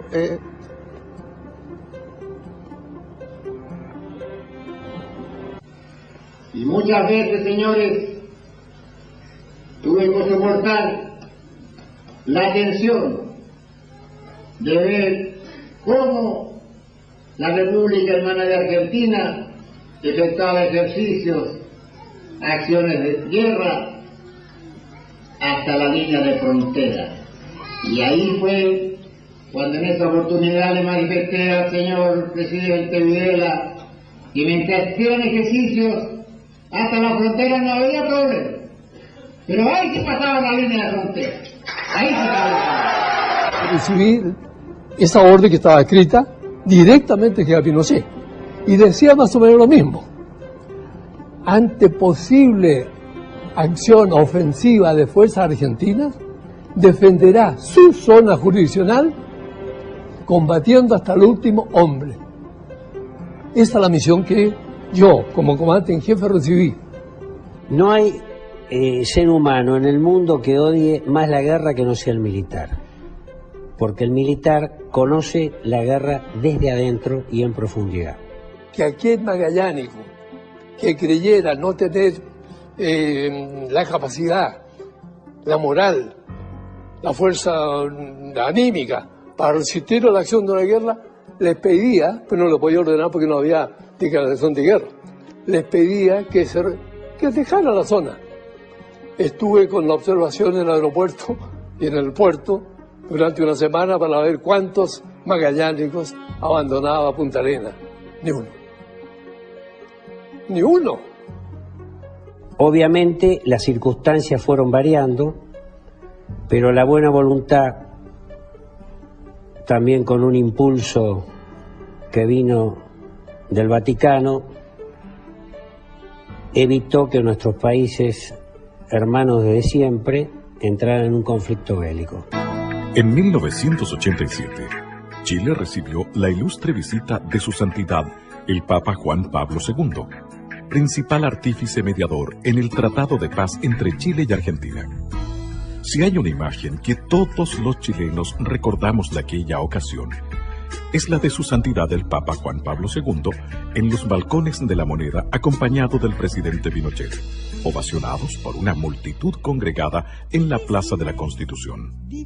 Ese mismo pastor, jefe de la iglesia en el Orbe, que tras reunirse con el presidente Pinochet por 3/4 de hora, en vez de los 20 minutos programados por agenda, se reunió con los obispos de la iglesia chilena y en ese encuentro privado les dispuso su total presidencia y participación en la marcha política del país. Años después, su santidad Juan Pablo II envió una carta personal felicitando y dando su bendición al general y su esposa, señora Lucía, por cumplir 50 años de matrimonio. Y no podía ser de otra manera.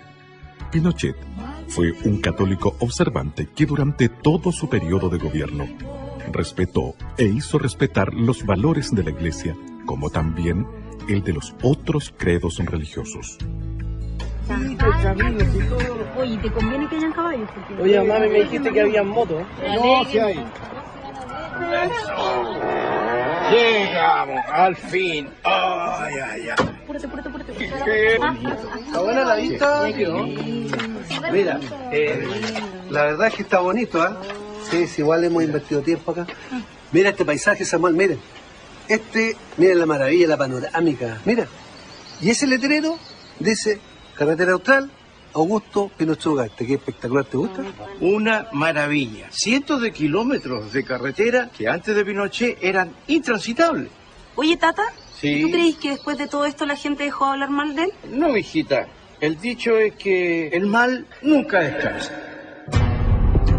Entrega del país a los políticos. Venganza e inmortalidad. Tal como estaba establecido en la Constitución Política de la República, aprobada por los chilenos en 1980, el gobierno del presidente Pinochet llamó a un plebiscito en 1988 para conocer la voluntad ciudadana respecto a la continuidad del régimen o al traspaso del poder a la clase política. Va a querer un dictador fijarse plazo. En este momento, fíjate que estamos a un paso, me han nominado y estamos a un paso de llegar a efecto plebiscito. ¿Cuál es el ansia de poder que tengo yo? Una alianza circunstancial e instrumental de las fuerzas políticas adversarias, unidas a una campaña publicitaria nacional e internacional sin precedentes, inclinó la balanza hacia la entrega del país a los políticos. Que por sobre la contingencia está Chile y sus valores permanentes. En consecuencia, acatamos los resultados que el país ya conoce. Esa imagen, que yo cuando era senador también la viví, cuando el general Pinochet le entrega la banda presidencial a Elwin, ningún gobierno de facto que yo conozca ha hecho eso. Y eso no se ha resaltado convenientemente.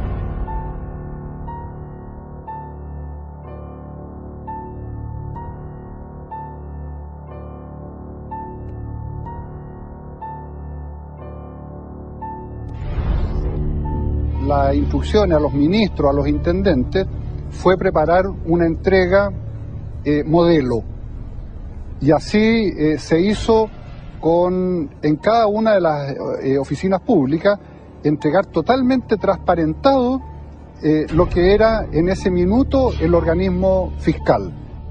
Se entregaba a una nación ordenada, fuerte y sólida, que ostentaba un 5% de cesantía y un 7% de crecimiento económico. Y en este momento se ingresa ya a la sala de plenarios, con lo cual se da inicio así a la solemne ceremonia en que el presidente de la República dará cuenta de su gestión de gobierno de estos 16 años.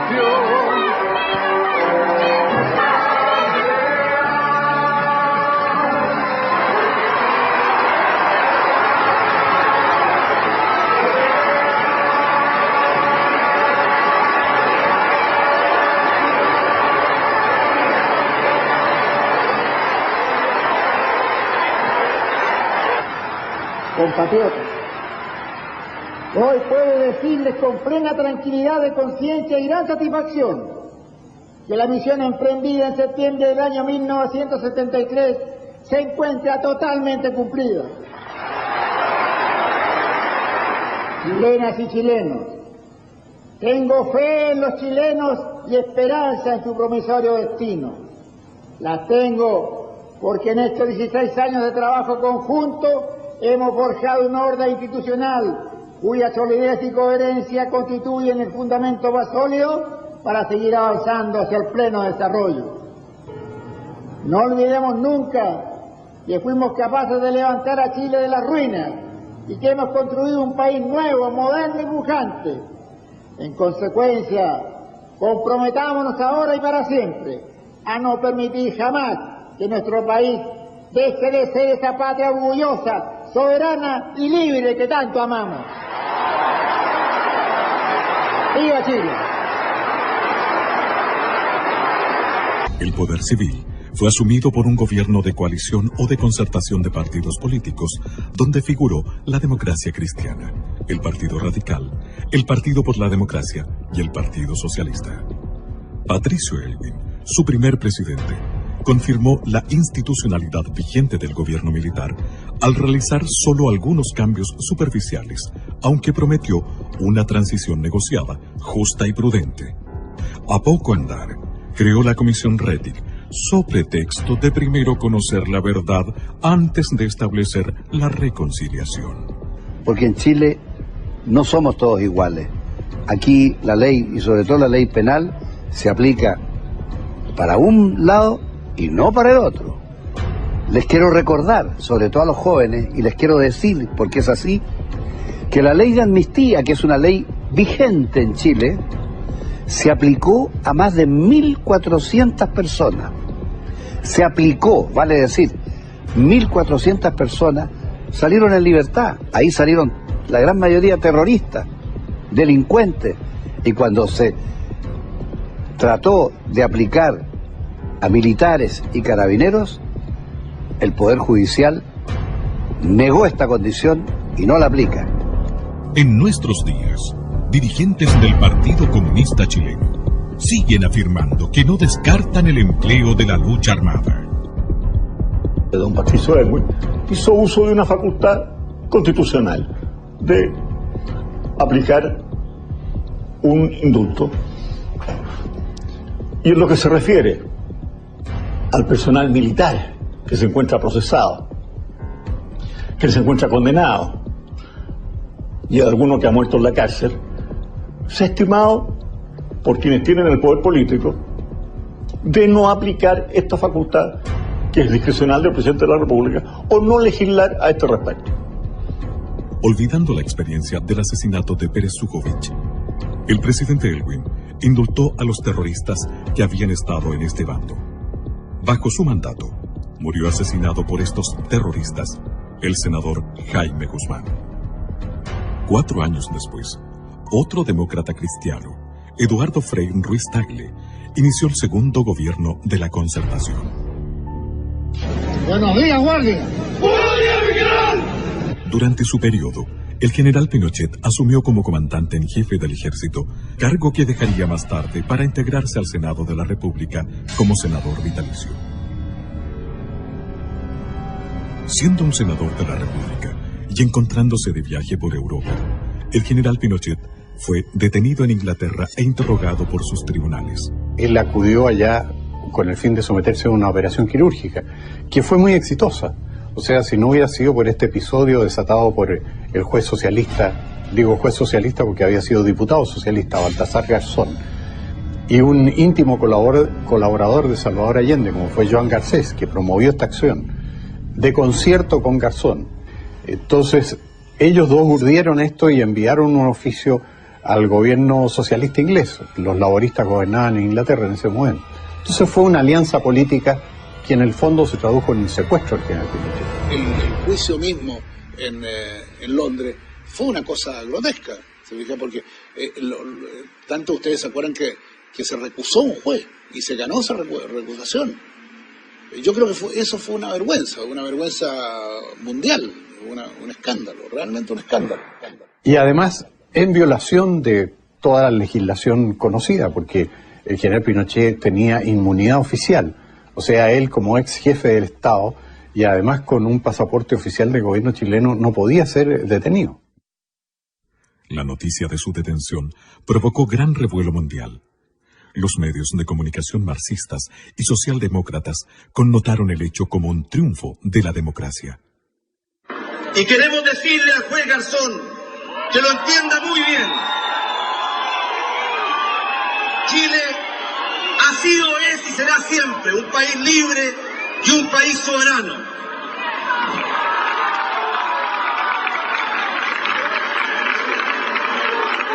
Por un problema de principios, no podemos permitir que hoy día un juez español, mañana un juez de Mozambique o de cualquier otra parte del mundo, se arroje una jurisdicción que no le corresponde y pretenda intrometerse en nuestros asuntos y juzgar a personas por hechos ocurridos en nuestro país y que tienen el alto cargo de haber sido expresidente de la República. Dentro de los sentimientos de apoyo que provocó en nuestro país el secuestro del general Pinochet en Londres, fue el que unió por esos días a las barras bravas del fútbol profesional, la Garra Blanca de Colo-Colo y los de abajo de la Universidad de Chile, los que jugaron un partido amistoso de baby fútbol pidiendo la libertad, y en el acto de conmemoración del 11 de septiembre que se realizó ese año se dieron un fraternal abrazo. Durante su calvario, el matrimonio Pinochet recibió la visita de la primera ministra británica, Margaret Thatcher. Las imágenes de este cálido encuentro se mostraron al mundo entero y mucha gente, en distintas latitudes, comenzó a preguntarse acerca de lo que pasaba verdaderamente en Chile. Después de visitar al general, al día siguiente, como digo, me recibió la señora Margaret Thatcher en su casa. Entonces ella me dijo: así que usted no tiene entrevista con ninguna autoridad de gobierno, ¿no? Le dije: señora, yo no vengo con esa misión ni con esa intención. No, me dijo, yo creo que usted debe tratar de reunirse con alguien, porque es bueno que a lo mejor el gobierno inglés conozca un poquito la visión real de lo que está pasando en Chile. Gestionó una entrevista con una persona que trabajaba en el gabinete del primer ministro. Llegué a la oficina de este caballero y fue muy atento, me recibió y estuvimos conversando un momento. Así que me permití en ese momento decirle, mire, yo le agradezco que me haya recibido, solamente venía yo a visitar al general, que está acá, pero ya que tuve esta oportunidad, le voy a expresar, y creo que es bueno que usted lo sepa, el sentimiento de mi institución, que es la que yo represento. Y quiero ser bien claro en eso.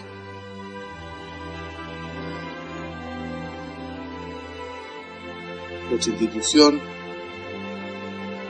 nunca más va a confiar en Inglaterra. Lo de Londres fue terrible, pero fue algo inesperado, absolutamente, en el primer momento. Ahí lo vi triste, lo vi terriblemente. Mira, cada despedida era, para él sentía que se iba a morir en cada despedida cuando se... Creo que sintió una gran desilusión, pero... Y también temor que a lo mejor no muriera en su tierra. Estaba lejos de su patria, porque él no...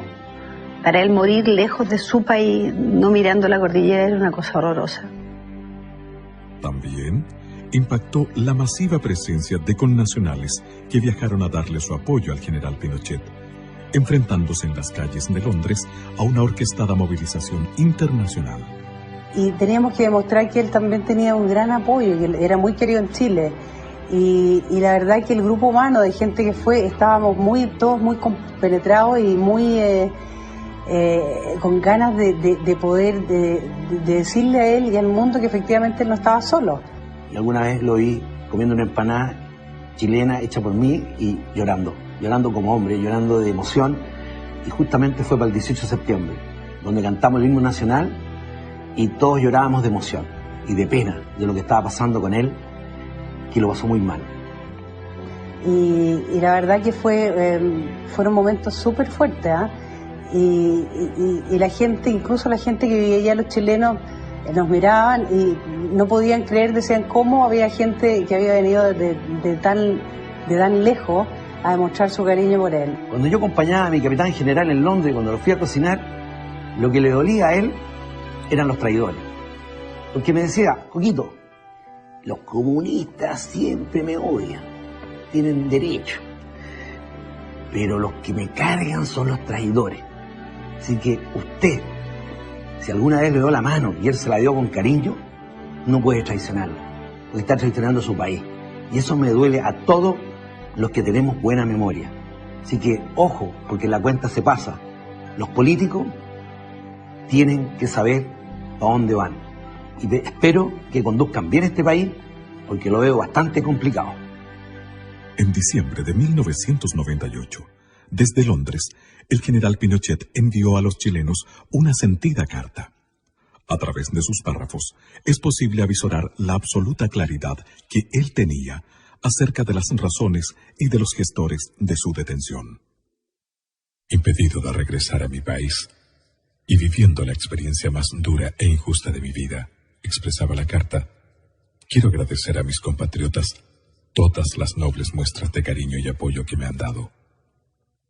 He sido objeto de una maquinación político-judicial, artera y cobarde, que no tiene ningún valor moral, mientras en este continente y específicamente en los países que me condenan mediante juicios espurios, el comunismo ha asesinado a muchos millones de seres humanos durante este siglo. A mí me persiguen por haberlo derrotado en Chile, salvando al país de una virtual guerra civil. Ello significó 3.000 muertos, de los cuales casi un tercio son uniformados y civiles, que cayeron víctimas del terrorismo extremista. Más adelante, aclaraba, si con mi sufrimiento se puede poner fin al odio que se ha sembrado en nuestro país, quiero decirles que estoy dispuesto a aceptar todos los designios del destino con la más absoluta confianza que Dios en su infinito amor, sabrá hacer fecundo este sacrificio que le ofrezco para que triunfe la paz, y en el amanecer ya del nuevo siglo, sean los chilenos un pueblo unido y reconciliado, como el que siempre soñé alcanzar a ver. Finalmente, Inglaterra dio cuenta a tiempo que su justicia no podía ser dirigida por un juez español que estaba gastando su presupuesto y prestigio, y que ello no la llevaba a nada beneficioso. Era arbitrario, o sea, no tenían por qué tenerlo preso los ingleses. Gracias a Dios que fueron los ingleses y no los españoles. Fue una gran emoción saber que volvía, y también a la vez algo increíble, porque no podíamos creerlo después de tanta tensión, tanto momento difícil. Fue como el término de una pesadilla. Y ya el hecho de ver en la televisión cuando el avión despega en dirección a Chile, ya fue como, bien, era verdad, en realidad. El gobierno dispuso que el general Pinochet no fuera recibido con los honores que merecía, y que miles de adherentes esperaban que así fuera. Sin embargo, el general comandante en jefe del ejército, Ricardo Ixurieta, lo recibió como correspondía. Era senador de la República, expresidente, había sido excomandante en jefe. Entonces, el hecho que estuvo tanto tiempo en Londres para nosotros era una situación que no era grata. Las imágenes de esta recepción, al ser publicadas en la mayoría de los medios de comunicación internacionales, de nuevo hicieron cavilar sobre lo que verdaderamente había sucedido en Chile. La historia de Chile no comenzó el 11 de septiembre. El 11 de septiembre es el día último en que Chile se destrozaba y se caía a pedazos. No amanecieron con ganas de tomarse el poder. Lo que hicieron fue a petición de la inmensa mayoría de chilenos, incluso de aquellos que hoy día dicen que no, incluso de aquellos que en ese momento fueron a dejar su anillito y dieron plata y hoy día dicen que no. Incluso con ellos, incluso aquellos que fueron parte del gobierno militar entre 1973 y 1975, como fue la democracia cristiana, y que no intenten decir que no, porque la historia no se puede falsear.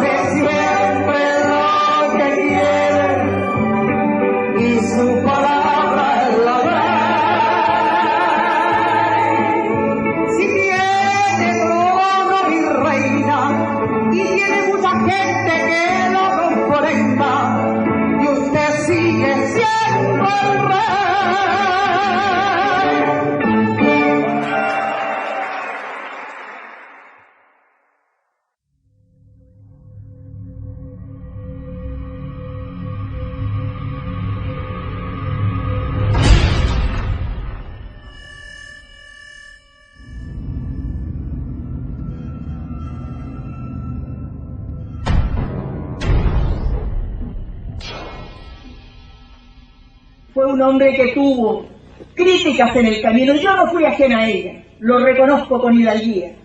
Pero como se lo dije en privado, hoy día se lo repito en público. ¿Cuántas de mis críticas hoy día tengo que decirle, presidente, tenía usted la razón?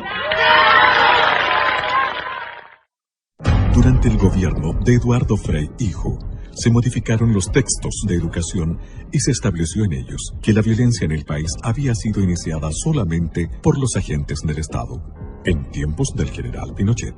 El cambio en los textos de educación fue una clara demostración de querer borrar de la historia el periodo de guerra irregular que se mantuvo vigente por casi 30 años en Chile, con algunos momentos más álgidos y duros que otros. El presidente Eduardo Frei Ruiz Tagle, lamentablemente, con la anuencia del mando militar, tratando quizás de dar señales de consenso reconciliador, estableció una mesa de diálogo, con lo que se judicializaron todas las causas militares. El perjuicio mayor fue para los militares que habían actuado directamente en la lucha contra la actividad terrorista. Esas personas comenzaron a ser procesadas y están muchos de ellos están todavía detenidos, presos, condenados, con una justicia muy extraña. Hoy día, los militares que dieron garantía y seguridad al país permanecen encarcelados sin que se vislumbre todavía una salida. Evidentemente uno ve una acción insidiosa, porque acá uno escucha permanentemente la mitad de la campana, la mitad de la historia. Yo le dije al principio de esta entrevista que la verdad contada a medias termina siendo una vil mentira. Entonces, ¿por qué no juzgamos a la otra parte también? Yo no estoy diciendo, ningún camarada dice, no tenemos que ser sometidos a juicio, pero a juicios justos. Mire, yo no quiero entrar a juzgar a los jueces porque ellos es un poder del Estado que es independiente, pero me parece que con el tiempo va a haber una recapitulación aquí en la forma en que ha actuado la justicia, que creo que no ha sido la mejor. Mi opinión personal es que simplemente aquí se ha aplicado un doble criterio en lo que dice relación con la aplicación de tratados internacionales, pero ahí está la Corte Suprema, que hasta hace 10 años lo aplicó de una manera y ahora lo aplica de otra manera, con las mismas normas legales que estaban vigentes ahora y antes. Tras el gobierno de don Eduardo Frei Ruiz-Tagle, vino el gobierno de don Ricardo Lagos Escobar, quien intentó reivindicar al nuevo socialismo, al socialismo renovado, que apoyó nacional e internacionalmente su gestión. Su sucesora, la presidenta de la República, doña Michelle Bachelet Jeria, hizo recrudecer el trato a los presos políticos militares. Caracterizó su gobierno con una serie de cambios sociales. Su eslogan fue ni perdón ni olvido, mientras en los escenarios internacionales declaraba no guardo resentimiento alguno. Pero Tata, tanta persecución, parece película de terror esta cuestión, po. Mira, es que todo está clarito. En la prensa, en los textos de estudio, en el Museo de la Memoria y en la sentencia, acuérdate, po. Bueno, pero es que en los juicios contra militares que no tienen nada de justicia. Sí, po. Pucha, Tata, encuentro escalofriante tanto rencor. ¿Sabéis, Tata? Yo creo que la carretera austral es lo que más representa al general.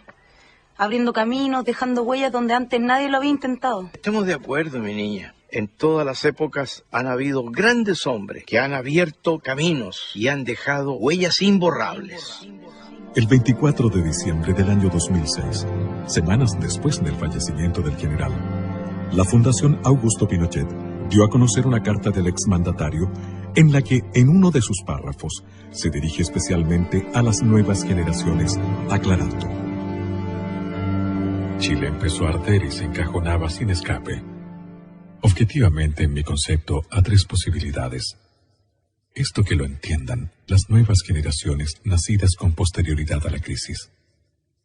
A una guerra civil sin cuartel, de ventana a ventana, con miles y miles de personas muertas, a la imposición de una dictadura llamada del proletariado ideológicamente marxista-leninista, con la pérdida total de libertad política y del Estado de Derecho, y a una reacción conjunta de civiles y militares para eliminar tajantemente las anteriores. Nadie discute que la inmensa mayoría de la población se inclinaba por esta última alternativa. En otro párrafo de esta carta, el general aborda de manera frontal el tema de las muertes y los desaparecidos. En muchas muertes habidas y en los desaparecidos de cuerpos, es muy posible que no se logre jamás un conocimiento acabado del cómo o por qué ocurrieron. No se puede descargar con simpleza la responsabilidad de un sinnúmero de extralimitaciones porque no hubo un plan institucional para ello. Los conflictos graves son así, fuentes de abusos y exageraciones. En los enfrentamientos habidos en la historia, el resultado en cuanto a pérdidas de vida y las deshumanizaciones son parte de su definición. Finalmente, la carta concluye con una exclamación que parece surgir desde el alma misma del general Pinochet. ¿Cómo quisiera que no hubiese sido necesaria la acción del 11 de septiembre de 1973? ¿Cómo hubiese deseado que el presidente Salvador Allende no hubiera incubado en su ideario el propósito de transformar a nuestra patria en una pieza más del tablero dictatorial marxista? Esta misiva, conocida en forma póstuma, no hace sino engrandecer la imagen de Augusto Pinochet, a juicio de algunos analistas internacionales, como lo menciona en su obra el escritor italiano Mario Spataro. El mundo, poco a poco, está comprendiendo y valorando la verdad de los hechos que acontecieron en Chile, y la imagen del general Pinochet está comenzando a tomar su real dimensión de estadista y patriota. También lo cree así Paul Johnson, destacado escritor e historiador inglés, que señala textualmente en su obra: la gente debe estar de acuerdo en diferir sobre los héroes. Yo admiro enormemente a Chile y su gente, y me preocupé cuando mi amigo Salvador Allende se hizo presidente y abrió el país a las hordas de radicales armados de todas partes del mundo. Así que aplaudí la toma del poder por parte del general Pinochet. Pero al evitar la transformación de Chile en un satélite comunista, el general se granjeó el furioso odio de la Unión Soviética. Pinochet sigue siendo un héroe para mí porque conozco los hechos. Pinochet es el hombre del destino, por su voluntad inquebrantable y por su obra gigantesca. Forjador en lo fundacional del régimen, conductor de la transición y realizador de la futura consolidación y de la entrada de Chile en una nueva era. Estas no son palabras, son sentimientos profundos.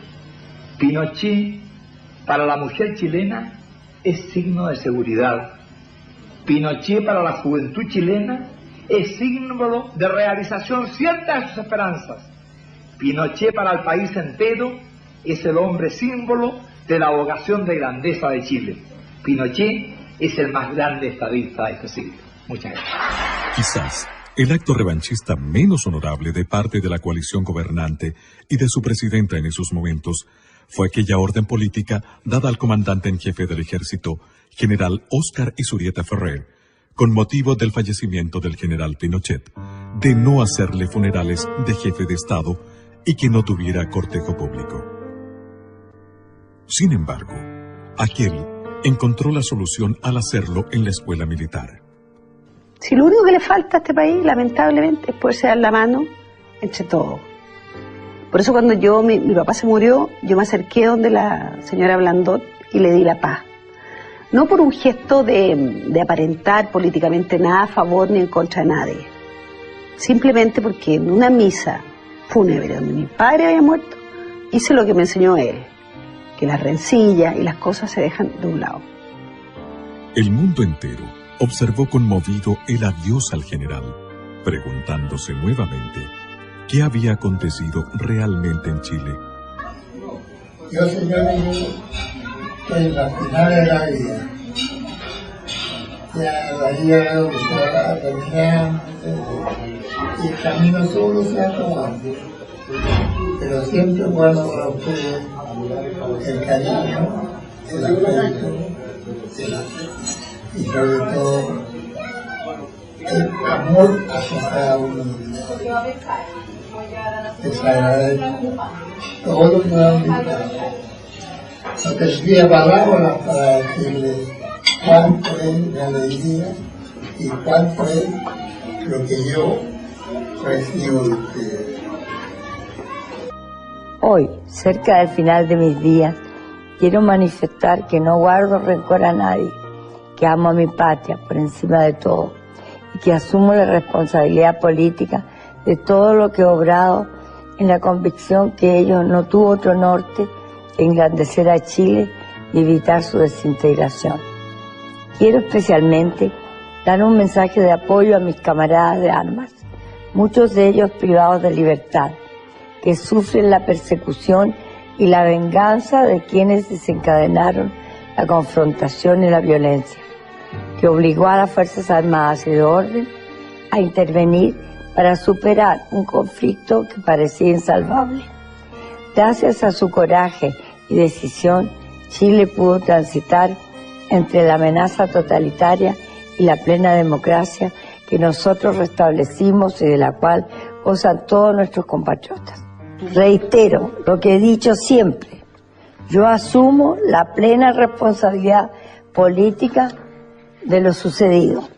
Tengo la certeza más absoluta de que el día de mañana, cuando cesen las pasiones y los resentimientos, la historia juzgará con objetividad nuestras tareas y reconocerá que la obra realizada colocó a Chile a la cabeza de las naciones de este continente. Ruego a la divina providencia que seamos capaces de superar las heridas que inevitablemente dejan conmociones sociales y políticas como las que debimos enfrentar en 1973, y que se restablezca en Chile la unidad, concordia y paz social. Solo así volveremos a ser grandes y sepultaremos el odio y el revanchismo. Muchas gracias a todos ustedes por la lealtad y la gratitud que guardan para con este viejo soldado, a quien la patria lo colocó en una encrucijada histórica que logramos resolver con el apoyo y respaldo de sus camaradas de armas y del heroico pueblo chileno. ¡Viva Chile!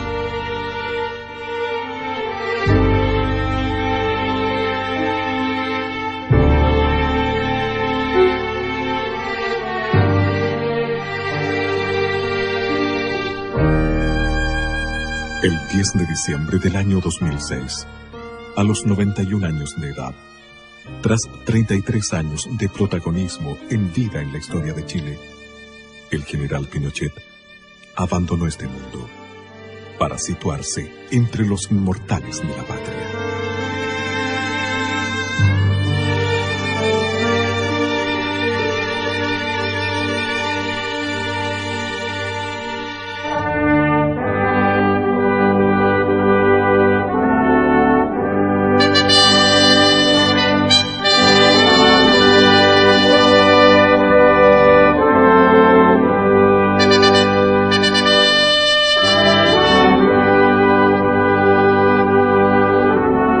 Cientos de presidentes serán olvidados.